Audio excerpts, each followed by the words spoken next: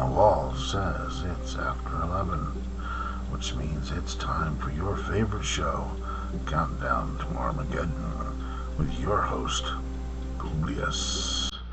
And tonight I'm going to bring you a quick installment on what is the definition of censorship. Can, for example, your boss tell you you cannot say certain things at work or wear certain type of clothing? Other things that we'll be discussing is the idea of social media censorship and what is the controversy concerning all of this. First off, censorship is simply, it's a big fancy word for when the government tells you you can or cannot say certain things. The key part there is it does require the government to do it. Your boss tells you you cannot wear a pen that glorifies Blue Lives Matter or even one that says Black Lives Matter. Has he violated your First Amendment right? No. It is not a violation of your First Amendment for your boss to say what can or cannot be said at work. What you do at home, different matter. But while you're in his employment and working for him, he has a right to tell you you cannot support certain things. Can he force you to say you support things? No, because that would be a violation of your rights. So, your boss can't do it. So what is all this controversy about censorship on social media? Well, the reality is this comes from a very simple definitional difference. Right now, social media platforms are protected by being, quote, platforms. A platform is supposed to be a neutral body that allows the posting of different viewpoints. In order to be a platform, the only thing that you are allowed to restrict is that which is illegal. For example, a platform has every right in the world to say, nope, you're not going to post kiddie porn. Number one, that's illegal. Number two, that violates our standards.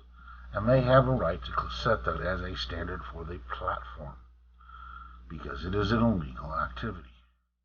They have a right also to say, no, you cannot sit there and write and talk about how to do a criminal act because that's encouraging people to do a criminal act. Same thing with encouraging people to violence.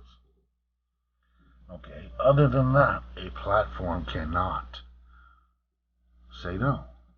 If you want to get up, write a post about why you think the present laws against pedophilia are wrong, your platform cannot stop you. And it should not restrict what you're putting. It should not post something up there and disclaim it. It's supposed to remain neutral. What we have and what we have seen in the likes of Facebook, Twitter, and the rest of these groups is they're taking specific sides. They're saying that anybody who thinks that this election was wrong should be no longer allowed on their platform. That is an attempt to censor or stop a certain form of speech.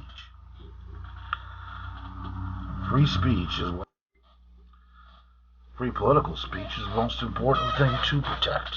It's the whole purpose of the First Amendment is to protect political speech. Our founding fathers did not want to make it illegal for somebody to support them or oppose them. We have a right to say our government is messing up. We have a right to say things don't look right. And for a social media platform to say, nope, we're not going to allow any comment on that is a violation of being a platform. They're taking a side. Now, social media is privately owned. I mean, we all know, Mark Zuckerberg owns Facebook. And if Mark Zuckerberg wants to come out and publicly endorse the Democrats and keep anybody who's a Republican from posting on Facebook, he has every right to do so, providing he admits that he is a publisher. and that Facebook is not a platform, but a published platform. There's the difference. Okay, what? Yeah, I know you're sitting back going, Publius. Okay, there's the difference. It don't seem obvious to me. I mean, publisher, platform, what's the difference? If you are a platform, you have to remain hands-off again on legal content. If you're a publisher, you can pick a side. You can sit there and say, no, I ain't putting any of that crap up. I don't want to hear it. The difference is the minute you do that and you have picked a side, publishers can be sued for the content on their media. We saw this in the last couple of years where CNN got sued for allowing and taking a situation with the kid in Washington, D.C., and without investigating it, ran it and badmouthed the individual, slammed him in the public, he got death threats and everything else because they didn't bother to do their job. As a publisher, they failed. They were sued and they lost big time. Publishers can be sued for content. If you're a publisher and somebody goes over there and posts, we're going to be meeting in Seattle this weekend to pound the poor board, well then guess what? If there's a fight that happens and the poor boys get beat up on, you're responsible because you have allowed the content. Now, it's a tricky area whenever you're allowing content that promotes violence, because that can be taken down even from a platform. So where do you draw the line? The line is a platform says, as long as you're not actually calling for violence, and say, okay, the Good Ferry Brigade is meeting in Seattle. We must show up so that they know we will not follow their tactics. We will not join with their view. That's not a call for violence. That's a call for showing up. A platform would have to remain neutral. A publisher who happens to not like the Good Ferry Union comes there and say, nah, I don't want this posted anyway. So let's look at some of the examples that are coming out in the last month. A group of people, several groups of people, met in Washington, D.C. to protest what they thought and what they saw as a stolen election.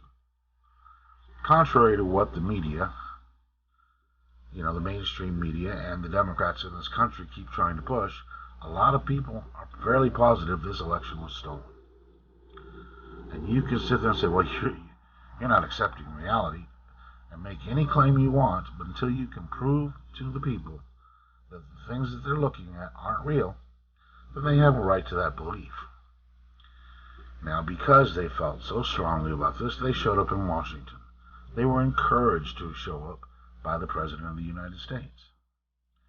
They went out and they were protesting, and they were doing exactly the same type of thing that BLM and Antifa did all throughout 2020.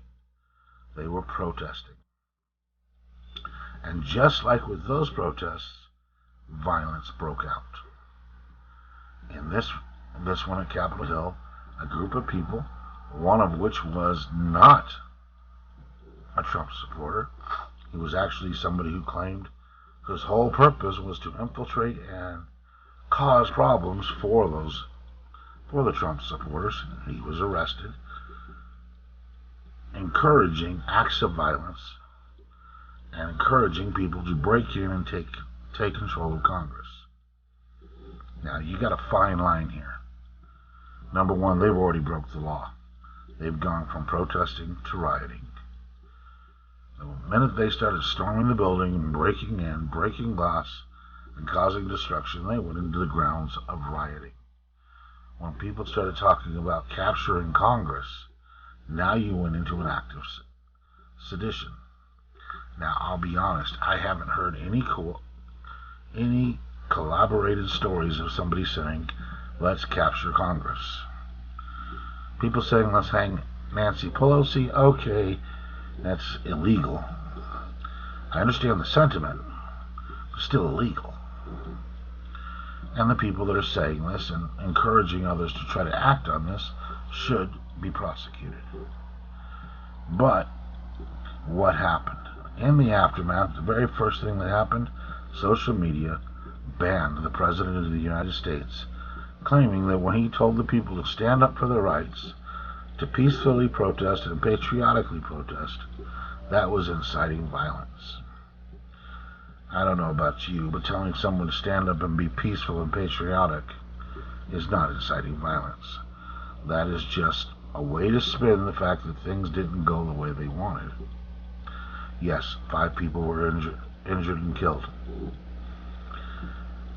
Last year, 38 people were injured and killed in the BLM and Antifa riots. Nobody wants to look at those. You did not see any of the social media organizations coming out and banning BLM and Antifa because of the loss of life. No, because that didn't push their narrative. Their narrative is Trump bad. So because they think Trump is bad and anybody who supports Trump is bad, social media has decided to censor. They are banning people from the platforms, kicking them off, and their defense is, well, it's privately owned, so we can do this. We're doing it because we don't want them passing out lies. We don't want them passing out whatever else they want to call this. The bottom line is they are engaged in a form of censorship. The fact that the members of Congress are in support of this and wanting it to be even more widespread, now you're starting to get into problems with that First Amendment. Now, even bigger problems with the First Amendment. Because the platforms, Zuckerberg and all the rest of them, are in a sense, they're publicly admitting they are no longer a platform, that they're publishers. And they need to be treated as publishers under the law. Meaning that if something is posted, they can be sued for it. This is Publius telling you just a quick breakdown on what is censorship. Now, if you like what I have to say, of course, please hit those buttons. Hit the subscribe button, hit the notification button so you can be notified anytime I post a new message. Remember,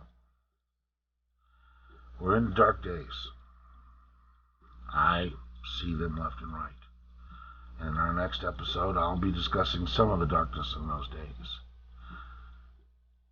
The days are getting darker because the left has taken control of all the media. They control the mainstream media. They control social media. And they're out to control what you can and cannot hear. What you can and cannot say. Which is a way of trying to control what you think. Now, you can sit back and follow along and become the zombie they want you to be, or you can pay attention and find other sources. My source is a good source, but there are other sources out there just as good, if not better. Read them. Don't trust the mainstream, whether that's the media or social networks. Find yourself a source you can trust. Find multiple sources. Check what you're being told, because it's all a plot to control you. Now, are you going to allow that to happen? If not, once again, stand up for your rights. And this has been Publius on Countdown to Garmageddon on my quick special on what is censorship. Remember, please like, share, subscribe, click the notification button. Now, tell your friends about it. And I'll be seeing you next time.